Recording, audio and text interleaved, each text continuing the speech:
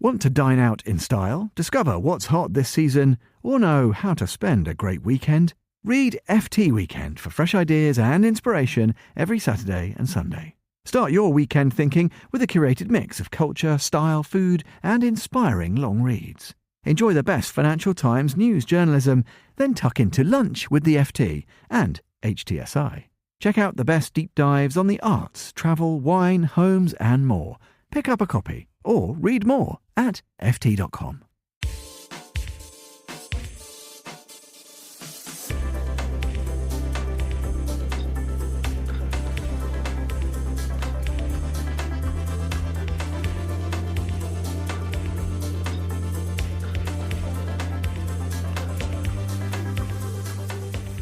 Hello and welcome to Food Neighbourhoods on Monocle Radio.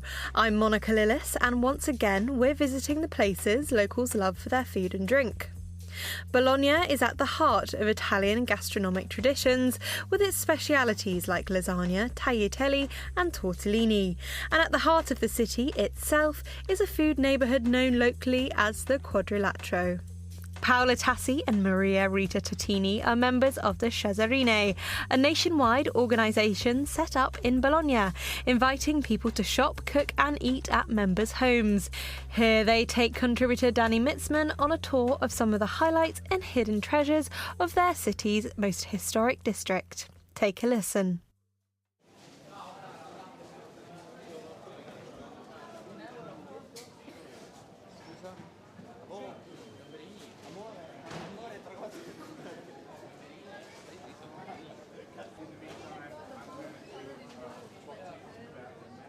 This little area of the town is actually where we came with our mothers, or at least I did, because we used to do shopping here every day. So this is a real place for grocery shopping or salumi shopping, parmesan. It's very, very loved by the Bolognese, and it's been so for a long time.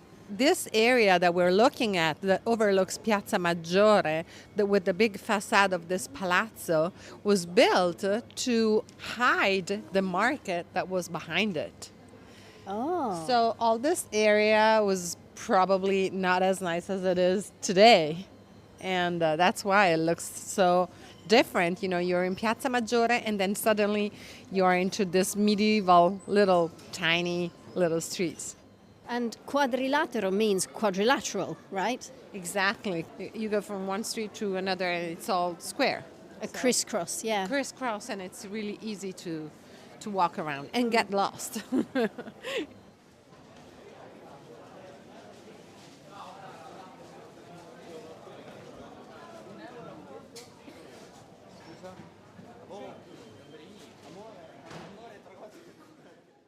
When you look around, it's like stepping back in the past, isn't it? A sort of very narrow, bustling area, but before was full of locals. Still locals, but now additionally the tourists. And it's an important part of the life of Bologna. And so Bolognese people understood that it was correct to open new restaurants to let foreigner people know how we eat. Cheese, parmigiano, mortadella, prosciutto, parma ham, other kinds of salumi, and crescentine. Crescentine are fried bread typical of this area.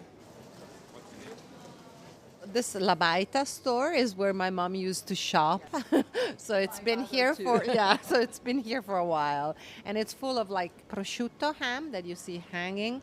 On the hams, you see the different ages. So, see, that's 24 months aged Parmesan ham. And you can see the tortellini and the price of tortellini. And during our walk, you will see the different prices of tortellini. The cheaper are made with machines. The more expensive are home and handmade. And you can see that they are very, very small, and they need a lot of time to be ready, and so they are expensive, but the taste is so good, and so you forget the price of your tortellini when you see. Okay, so you eat away the pain. Yes. Tortellini in broth, not with different sauces. No, if you want to do it the Bolognese way, you have to have your tortellini in broth. Shall we go inside? Buongiorno. There is a whole selection, a huge selection of cheeses here. I show you the squacquerone. It's a really creamy cheese we eat with crescentina and Parma ham. Thank you. Grazie, thank you. Arrivederci. And now I show you where you can buy your vegetables and fruits. Ecco qua. Poi? Così oggi, va bene così. Basta così? Salve signore. Ti faccio un sacchettino. Sono 8,80. 50. Sì? Do il resto di 50? Sì, te l'ho detto così. In winter you see the green on the shops. Now you see the red, the orange and the yellow. And you can see also we have the artichoke ready to be cooked. So in this market, you might pay a little bit more, but they do a lot of the hard work for you. Yes. What are agretti? Okay, I've never... agretti, I don't know the translation of agretti, maybe Maria Rita. No, I don't know. I remember that when I was a kid, it was called barba di frate, so priest beard, because it looks like, a beard. Beard, yes, a big green beard. Yeah, and you boil them, and then you eat them with a little olive oil and lemon juice, and they're great. Or with garlic and oil, and maybe also saute or with a little bit of chili. Yes, I love that. And they are really fantastic. So these agretti are kind of like a balance of something healthy after you've eaten your tortellini. Yes. Okay, and these stores are just beautiful, like you said. They're full of color. Quality is amazing. It's still amazing today. For instance, if you look at the tomatoes, you will see like maybe 7 different types of tomatoes. They look like little jewels, these little ciliegini. So cherry tomatoes, they're super expensive, but they're also very sweet. And if you look at them, it's like little pearls. And now I show you this part of the Quadrilatero. This was the cover market. It's a bit like a food hall in here, Yes. isn't it? And here you can see another special food of Bologna, the fried tortellini. So they are the fresh tortellini filled with meat, but they fry them, and they are really very tasty. Fried tortellini is not a traditional thing. It's very fancy now for appetizers. Now we go in another salumeria. It's called Simone. It's a very famous and old salumeria from Bologna, and you can find the best quality of sausages, mortadella, Parma ham, and you can find the Parmigiano Reggiano from 24 months old to about 100 months old. In my opinion, a little bit too old, and it's only to eat, but it's the taste is very, very strong. In my opinion, the best Parmigiano to eat and to grate, but it's my opinion, is from 30 months old to 40. This shop has such an old-fashioned look to it, doesn't it? You've got the cashier in a little box in the corner, and so you buy your food from the food counters, then they give you your receipt and you go and pay, and then you go back to get your bag from them afterwards, right? Buongiorno. You can see a lot of ricotta. Ricotta is very important for our tortelloni with ricotta. It's another special food from Bologna. The filling of tortelloni is made with ricotta and with a lot of Parmigiano Reggiano inside. For lazy people, you can find also the grated Parmigiano Reggiano. Let's nip into a shop quickly because we've got a whole school trip coming past us. Maria Rita has brought us to a very beautiful shop with chandeliers, and it's actually really stunning. Tell me all about it. Well, this store has been here forever. It's called Gilberto, and the quality is always amazing. So if you look around, you see not only the big chandeliers, but also a lot of bottles and different selection of goodies. This is a shop where I always come to buy chocolate tortellini as a gift for friends. And if you want to buy balsamic vinegar in here, this is where I come sometimes, and they let you taste it at the back. Yeah, you should take a look at this. This is called the zuccherini bolognese, and they're very tiny little biscuits, and they used to be very popular during weddings in the old times. So instead of confetti, which Sugared almonds. sugared almonds, because confetti is something else in English, they would give to the guests zuccherini bolognese, these little round, adorable cookies.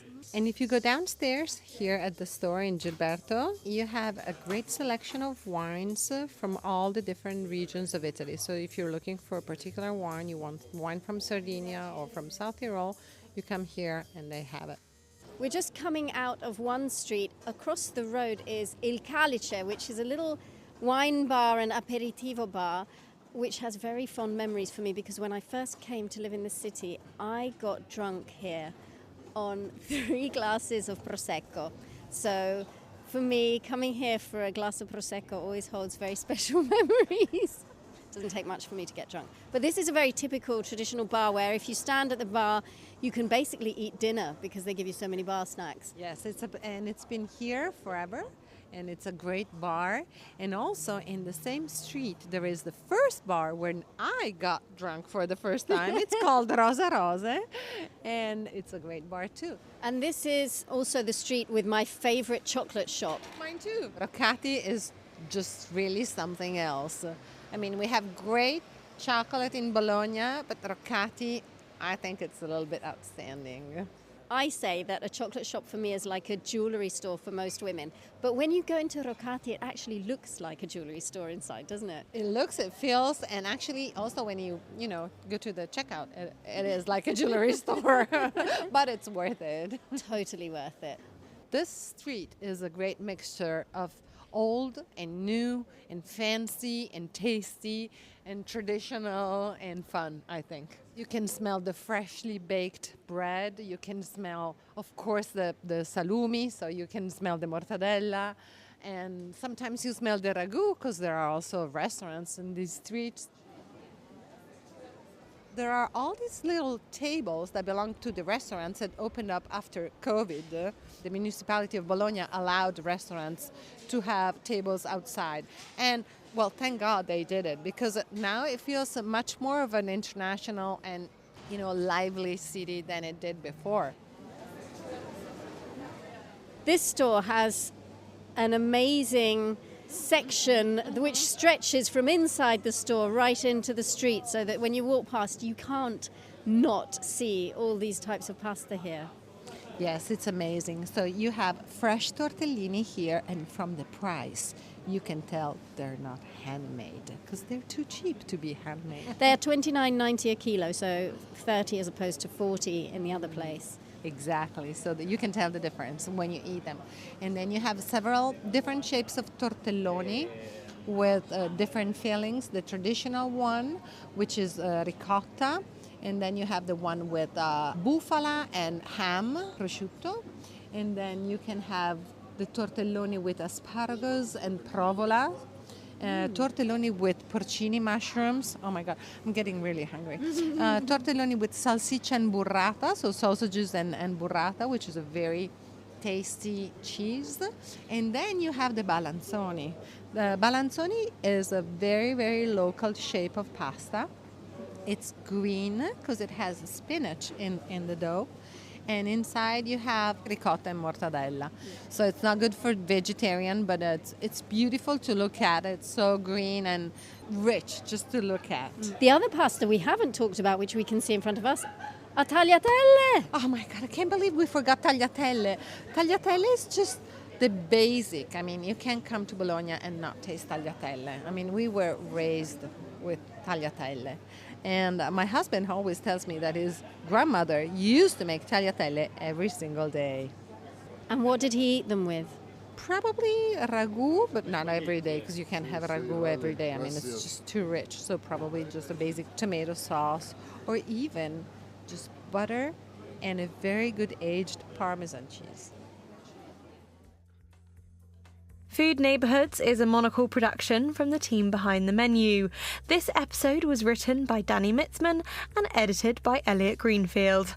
For more food and drink stories, tune into the menu every Friday at 2000 London time. I'm Monica Lillis. Thanks for listening.